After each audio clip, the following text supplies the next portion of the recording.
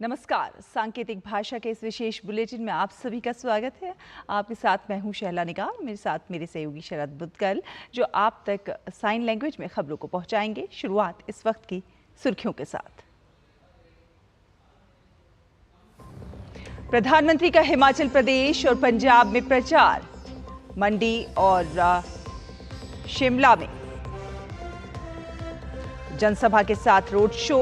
कहा, एक तरफ मोदी की गारंटी, दूसरी ओर कांग्रेस का झूठ। कांग्रेस की डरपोक सोच मोदी के मिजाज के साथ नहीं खाती मेल।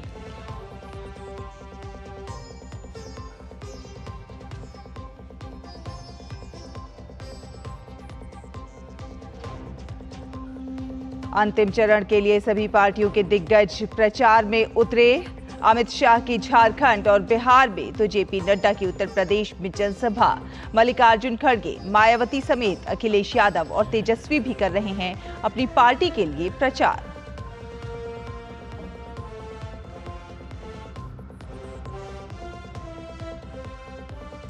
छठे चरण के मतदान की तैयारी। अंतिम चरण में 8 राज्यों और केंद्र शासित प्रदेशों की 58 सीटों पर कल होगा मतदान।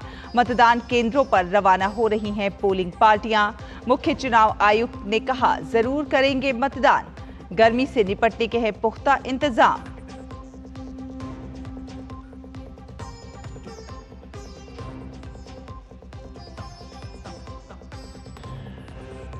सूत्रों के हवाले से बड़ी खबर। नंदीग्राम हिंसा पर सख्त हुए पश्चिम बंगाल के राज्यपाल।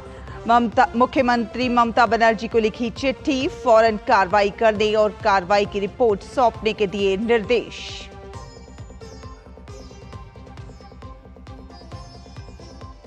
मतदान के पूरे आंकड़े बूथवार जारी करने को लेकर दायर याचिका पर आदेश देने से सुप्रीम कोर्ट का इनकार। कोर्ट ने याचिका दायर करने की टाइमिंग पर खड़े किए सवाल। कहा, ये याचिका सही समय और उचित मांग के साथ दायर नहीं की गई।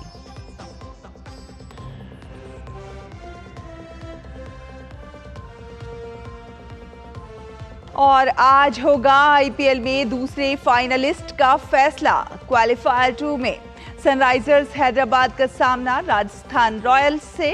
फाइनल में कोलकाता नाइट राइडर्स से भिड़ेगी विजेता टीम।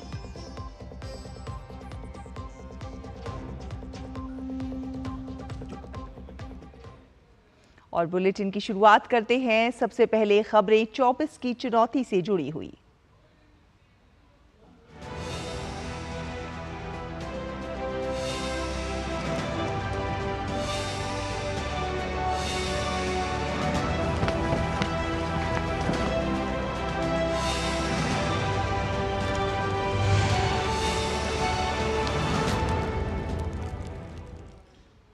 तो हिमाचल प्रदेश के सिरमौर में चुनावी जनसभा में प्रधानमंत्री नरेंद्र मोदी ने हिमाचल को अपना घर बताया। पीएम मोदी ने कहा कि ऐसा लग रहा है कि मैं अपने घर आया हूं। आपका प्यार, आपका आशीर्वाद हमेशा मुझे हिमाचली बनाकर रखता है। आपका ये प्यार, आपका ये आशीर्वाद मुझे हमेशा हमेशा हिमाचली बना के रखता है। और जब देश मोदी को जानता नहीं था, तब भी आप लोगों ने मुझे आशीर्वाद देने में, प्यार देने में कोई कमी नहीं रखी। समय बदला है, लेकिन मोदी नहीं बदला है।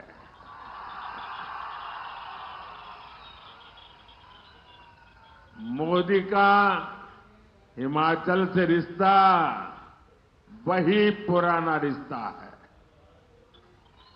और आप लोगों को शायद खुशी होगी, जैसे मैं गर्व के साथ कहता हूं भारत का प्रधानमंत्री होने कि हिमाचल मेरा घर है, वैसे ही शायद आपको पता नहीं होगा, अफगानिस्तान के एक राष्ट्रपति थे श्रीमान करजाई, वो भी कहते थे हिमाचल मेरा घर है,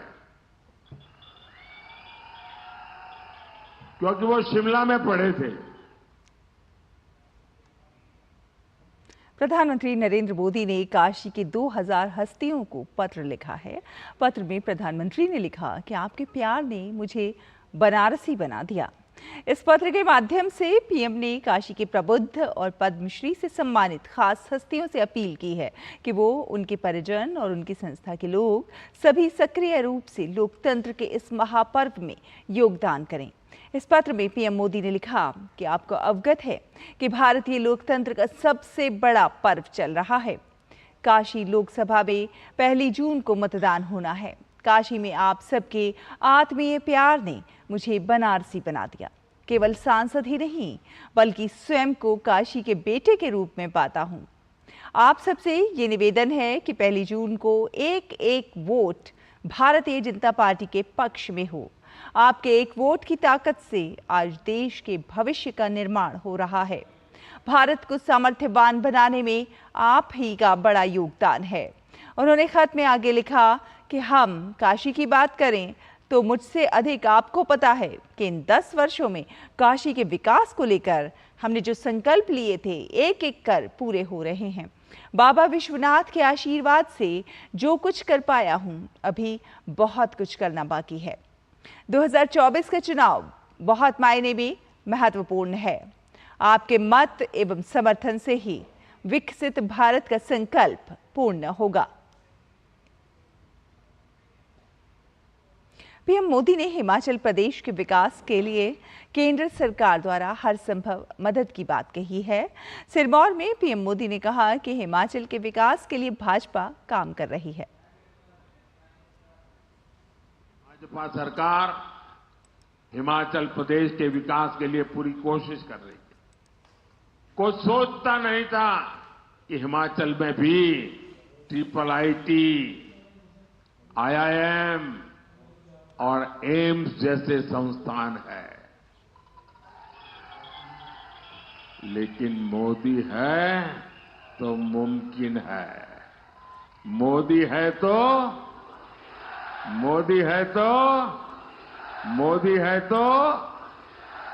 हिमाचल को बल्क ड्रग्स पार्क और मेडिकल डिवाइस पार्क मिला है।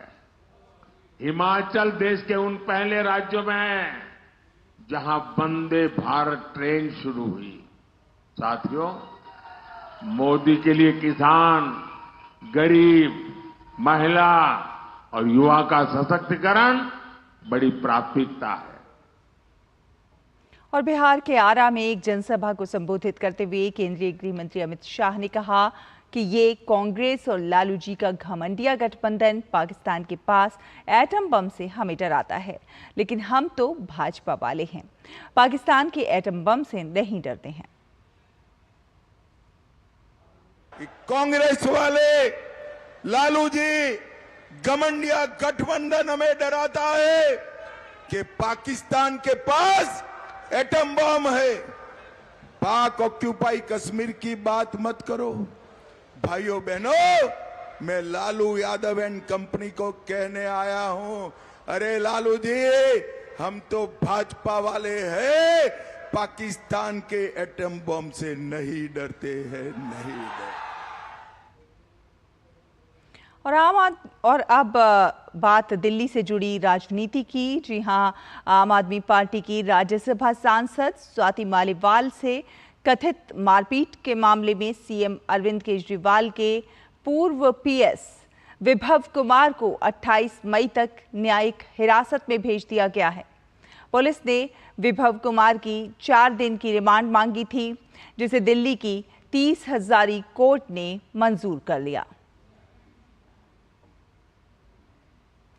दिल्ली में 25 मई को होने वाले छठे चरण की तैयारियों को लेकर दिल्ली के मुख्य निर्वाचन अधिकारी पी कृष्णमूर्ति ने दूरदर्शन संवाददाता गिरीश निशाना से बातचीत की।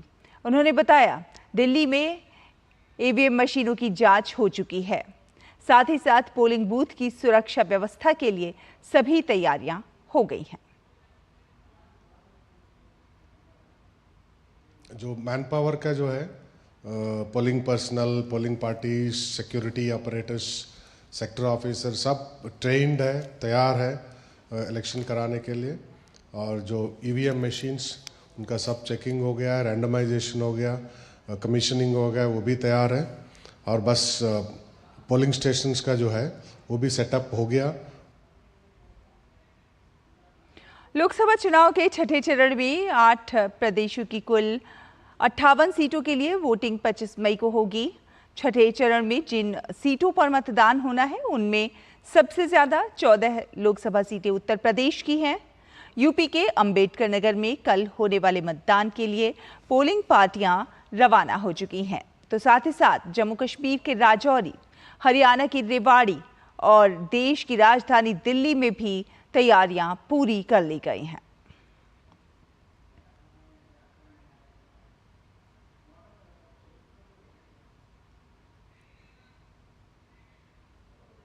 और आपको सीधे लिए चलते हैं झारखंड, जहां पर गृह मंत्री अमित शाह इस समय जनसभा को संबोधित कर रहे हैं। अपनी वोट बैंक के लिए ढेर सारे ऐसे कदम उठाए हैं, विकास से इनका स्नान सूतक का कोई लेन देन नहीं है। भाइयों बहनों, गोड्डा के विकास के लिए अभी ये निशिकांत जी ने कहा मैं भाषण नहीं करूंगा। ये भाषण करने वाला आदमी नहीं है, काम करने वाला आदमी है, काम करने वाला। मैं नजदीक से जानता हूं, 13 सालों से जानता हूं। खनिज संपदा से भरपूर इस प्रांत के अंदर ईस्टर्न कोल लिमिटेड का खदान और पावर प्लांट खोलने के लिए इन्होंने अथाह मेहनत की और यहां सीमेंट प्लांट भी अपने निशिकांत जी लाने वाले हैं। निशिकांत जी, भाइयों बहनों, औद्योगिक विकास, शैक्षणिक विकास, स्वास्थ्य क्षेत्र का विकास, इन्वेस्टमेंट, इसके लिए कनेक्टिविटी बहुत जरूरी। निशिकांत भाई ने मोदी जी के पीछे पड़ कर देवधर को हवाई अड्डा दिलाया, रेलवे की कनेक्टिविटी की, देवधर गोड्डा राजमार्ग कराया, साहिबगंज रांची राष्ट्रीय राजमार्ग किया और साहिबगंज आने वाले दिनों में बहुत बड़ा लॉजिस्टिक का सेंटर बनने जाने वाला है। सेंटर नदी पर पुल बनने के बाद सीधा गुवाहाटी से जुड़ेगा। भाइयों बहनों, हेमंत सोरेन की सरकार ने भाजपा की डाकिया योजना बंद कर दुर्गम क्षेत्र के आदिवासियों को अनाज नहीं पहुंचता है, ट्रांसफर पोस्टिंग का इंडस्ट्री चला हुआ है, ब्रेन मलेरिया में 20 बच्चे मारे जाते हैं, कोई मंत्री सुनवाई के लिए तैयार नहीं है। जेपीएससी और जेएसएससी की परीक्षाओं के टेंडर ब्लैकलिस्टेड कंपनियों को दिया जाता है और करोड़ों अरबों रुपयों का भ्रष्टाचार करने का काम ये झारखंड मुक्ति मोर्चा की सरकार कर। भाइयों बहनों, मोदी जी की सरकार ने सिंदरी में फर्टिलाइजर प्लांट का 24 में उद्घाटन किया। 7500 करोड़ से उत्तरी Karanpura super thermal power project करा। 1750 करोड़ से गोंडा दुमका क्षेत्र में एचपीसीएल का विस्तार किया, जिसका 14 लाख से ज्यादा घरों को लाभ मिलने वाला है। भाइयों बहनों, 2000 तीर्थ यात्रियों की क्षमता का तीर्थ मंडली हॉल बनाया, भगवान बिरसा मुंडा पार्क बना रहा है, 15,000 करोड़ की रेलवे की परियोजनाएं आई, 3 वंदे भारत ट्रेन चल रहे हैं और 10,000 करोड़ के रोड बनने का काम भी निशिकांत दुबे के इनिशिएटिव से एक ही विधानसभा में हो रहा है। देवधर एयरपोर्ट बना। तो ये आप झारखंड के मधुपुर से केंद्रीय गृह मंत्री अमित शाह को सुन रहे थे, जो कि एक चुनावी जनसभा को संबोधित कर रहे थे। इस दौरान उन्होंने अपनी सरकार के तमाम बेहतरीन कामों पर प्रकाश डाला, साथ ही साथ अपनी सरकार, आने वाली सरकार के कई वादे भी किए। आगे बढ़ते हैं, आपको बता दें कि लोकसभा संसदीय क्षेत्र अनंतनाग राजौरी में चुनाव के छठे चरण में कल मतदान होने हैं। कुलगाम, अनंतनाग, पुंछ, शोपियां और सहित राजौरी के 5 जिलों में मतदान के लिए लगभग 2338 मतदान केंद्र निर्धारित किए गए हैं। मतदान केंद्रों पर सुचारू मतदान के लिए पुख्ता इंतजामात देखने को मिल रहे हैं। 25 मई को अनंतनाग राजौरी लोकसभा क्षेत्र में मतदान होना है।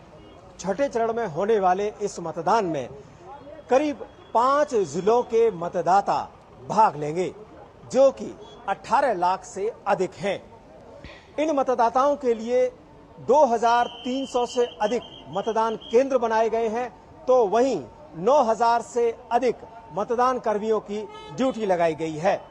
सुरक्षा के लिहाज से पूरे के पूरे इलाके को, जहां जहां पोलिंग बूथ है, उसको सीसीटीवी में कैद करने के निर्देश दिए गए हैं। तो जो इलाके शैडो इलाके हैं, जहां नेटवर्क नहीं है, वहां पर सैटेलाइट मोबाइल के जरिए मॉनिटरिंग की जाएगी। सुरक्षा बलों के पुख्ता इंतजाम इन इलाकों में सुनिश्चित किए गए हैं। तो वहीं जो प्रवासी मतदाता हैं, उनके लिए भी अलग से मतदान केंद्र बनाए गए हैं। चुनाव आयोग ने सभी मतदाताओं से इस इलाके में अधिक से अधिक मतदान करने की अपील की है। कैमरामैन अनिकेत के साथ ऋषि कुमार, डीडी न्यूज, अनंतनाग।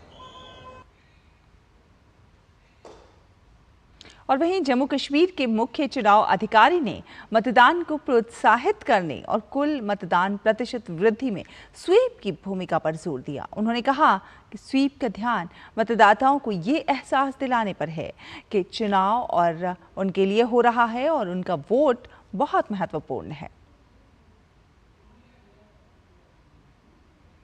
जितनी वायलेंस होती थी, स्ट्राइक्स होती थी, शटडाउन्स होती थी, पिछले 4-5 साल में आपको शटडाउन, स्ट्राइक्स या स्टोन पेल्टिंग्स हार्डली कहीं दिखाई दे रही है। इलेक्शंस के दरमियान हम भले ही सुधरे हुए हालात है, लेकिन हम वर्स्ट सिचुएशंस के हिसाब से प्लान करते हैं। चाहे मान लीजिए सीएपीएफ की रिक्वायरमेंट है, लोकल पुलिस की डिप्लॉयमेंट है, आर्म फोर्सेस का जो सराउंडिंग एरिया से डोमिनेशन है, वो सब चीज़ें हम इसमें करते हैं। एडिशनली नॉन फोर्स मेजर्स भी इस बार हमने काफ़ी लिए हुए हैं। डिपार्टमेंट जो है स्वीप के जरिए से कोई पर्टिकुलर बाजू नहीं बताता है, उसको कहता है कि you are important, you are the voter, and basically हम सब कुछ जो है, चाहे कैंडिडेट्स है, इलेक्शन डिपार्टमेंट है, सब अमला जो है आपके लिए है, आपके वोट के लिए है। आपकी वोट की अहमियत उतनी है।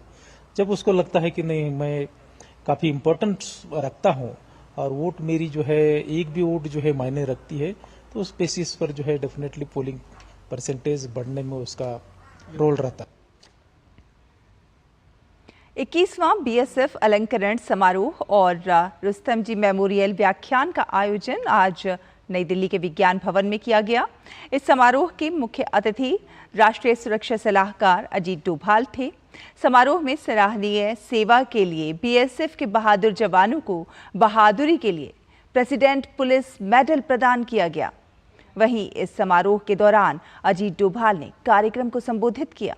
उन्होंने कहा कि भारत तेजी से तरक्की कर रहा है। अगले 10 साल में हमारा देश 10 ट्रिलियन अमेरिकी डॉलर की अर्थव्यवस्था बनने की ओर बढ़ रहा है। India is changing very fast. In next 10 years, we will be a 10 trillion economy.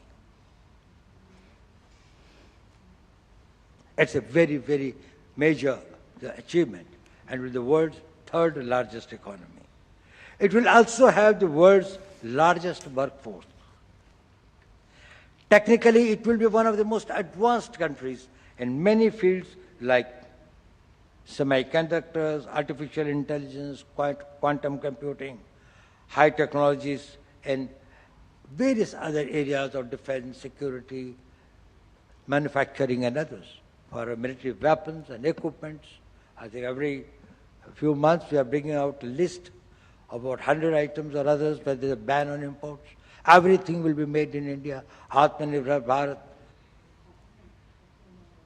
Ajit Doval ने यह भी कहा कि भारत अब विश्व पटल पर हथियारों के बड़े निर्यातक के रूप में उभर रहा है। बदलते भारत में प्रॉस्पेरिटी एक तरह से सिक्योरिटी की भी गारंटी बन गई है। India, which was always an importer of the weapons and equipment this year ending 31st of March, has exported weapons valued at $2.5 billion.